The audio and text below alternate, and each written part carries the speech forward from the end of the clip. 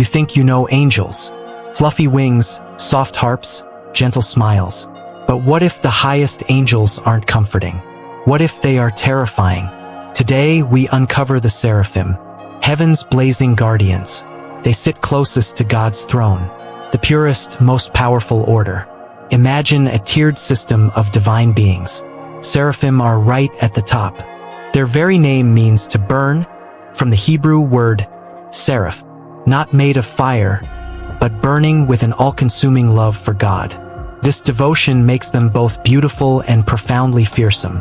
But here's a twist. Seraphim aren't always seen as the strongest in combat. That title often goes to archangels like Michael, heaven's warrior. So, Seraphim are the highest class, but Michael embodies a different strength. Part of the confusion comes from archangel. It's a specific rank. The Seraphim appear explicitly only once in the Bible. In Isaiah's vision, Isaiah sees the Lord on a high, exalted throne. Around him, Seraphim, each has 6 wings. 2 cover their faces, showing humility before God. 2 cover their feet, symbolizing reverence for their created nature. And 2 for flying, ready to serve at a moment's notice. In this vision, they cry out to one another, "Holy, holy, holy is the Lord Almighty." That triple repetition of holy emphasizes God's ultimate perfection, his transcendence. Now, let's shift from scripture to deep theology. The idea of seraphim as the highest order comes from Pseudo-Dionysius. In his work, The Celestial Hierarchy, he outlined 9 angelic orders. The first triad, closest to God, includes seraphim, cherubim, and thrones. He described seraphim as pure fire, symbols of divine love and enlightenment. Their main role: receive God's light and pass it to lower angels, spiritual conduits. Their fiery nature represented purification. Fire consumes impurities, right? Dionysius' writings shaped Christian theology for centuries. Later thinkers like Thomas Aquinas expanded on his ideas. Aquinas, the angelic doctor, deepened this grounding in Summa Theologica.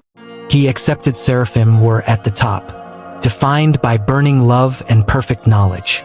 Aquinas said their love makes them wise. Love and knowledge feed each other. Seraphim enlighten other angels, passing divine truth through the hierarchy. They are the purest. Their existence revolves around contemplating God. Let's circle back to Isaiah's vision. Ties everything together. Isaiah is overwhelmed by guilt. A seraph takes a live coal from the altar, touches his lips. The seraph says, "Your guilt is taken away." A powerful moment of purification. Fire cleansing, not destroying. That wraps up their origins. Now, how have they evolved through the centuries? From scripture to art, mysticism, and even pop culture. Pseudo-Dionysius saw the universe as a ladder, every rung brighter. Seraphim at the very top were completely consumed by light. They became radiant. Their fire wasn't destructive. It was illuminating, a feedback loop of love. Seraphim reflect God's love. Cherubim his wisdom. Thrones his justice. They are the blazing core of heaven, the heat and light source for all. Aquinas refined this vision. Angels weren't just fluffy creatures. They were immense, intelligent forces sustaining the universe. Seraphim immediately surround God. Their love sets all creation into motion. For Aquinas, love was the highest intellect. Seraphim understand divine love perfectly. They are active in God's governance. Cosmic directors, setting the tone. Utterly pure, free from all impurity, desire, ego. They exist in God's gaze. They are living flames of consciousness, constantly circling the divine. But how did artists and mystics imagine them? Early iconography, 6-winged, fiery beings, sometimes with eyes covering feathers. Not comforting or human, otherworldly, overwhelmingly holy. Medieval depictions: red seraphim, love; above blue cherubim, wisdom. Mystics like Saint Francis of Assisi had visions involving a seraph. A seraph blazed with divine light, bringing agony and ecstasy, burns and heals. They became embodiments of the most intense spiritual experiences. Their dual nature, Serene light, terrifying purification. Enlighten and consume. Back to Isaiah. Holy, holy, holy. The temple shakes. Smoke fills the air. Woe is me. I am ruined. The contrast of human imperfection and divine purity. The live coal from the altar, touching Isaiah's lips. Divine fire doesn't destroy him. It transforms him. Mercy, not punishment. In Dante's Paradiso, Seraphim occupy the Empyrean, the highest heaven. They burn with so much divine love. They are love itself. Modern theology sees them as metaphors for what the soul strives to become. Living symbols of divine passion, burning without being consumed. Their light cascades downward, illuminating everything below them.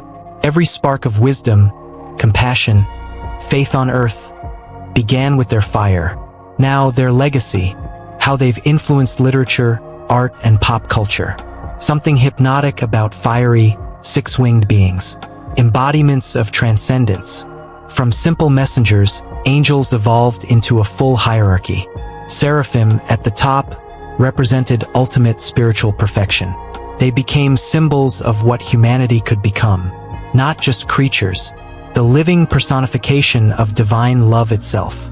Medieval mystics spoke of divine love as a burning flame. Saint John of the Cross described the soul's journey as the living flame of love. Universal theme, fire of love as agony and ecstasy. Consumes but immortalizes. Moving outside theology, how did artists interpret the seraphim? Early depictions. Abstract forms, fiery red with 6 wings. No human faces. As art moved westward, seraphim took on human-like features. Crimson wings. Artists like Botticelli, Raphael, Blake used them for divine inspiration. A symbol of human creativity, the soul at its most enlightened. The beauty of seraphim. They blur the lines of religion and philosophy. Literature picked up on this. Milton's Paradise Lost. Seraphim appear as blazing warriors against Lucifer's rebellion. Divine fire versus fallen fire. One illuminates, one represents pride. Modern times. Seraphim's influence didn't fade, it just changed forms. Celestial warriors, cosmic beings. Borrowing ancient imagery. Fiery wings, radiant light. In pop culture, shorthand for divine power beyond human comprehension. When Isaiah saw them, he didn't say, "How lovely." He said, "I am ruined," because standing before that purity shatters every illusion of human pride.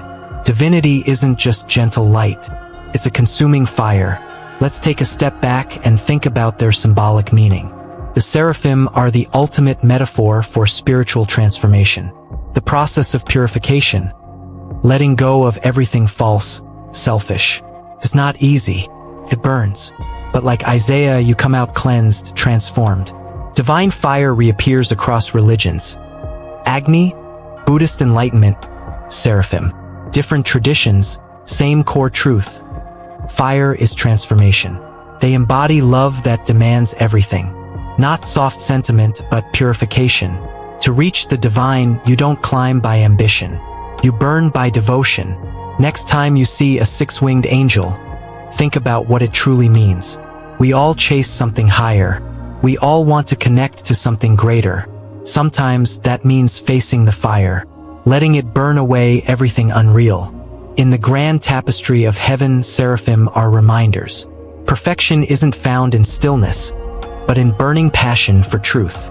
Love and knowledge aren't opposites. They're the same flame, different angles. They are the echo of a cosmic truth. Through every religion, myth, and heart. The closer you get to the source, the hotter it burns. And maybe, just maybe, that's what we were all made for. That's it for today's deep dive into the seraphim. If you enjoyed this celestial journey, hit like and subscribe. Thanks for watching. Stay curious, stay inspired, and keep your fire burning bright.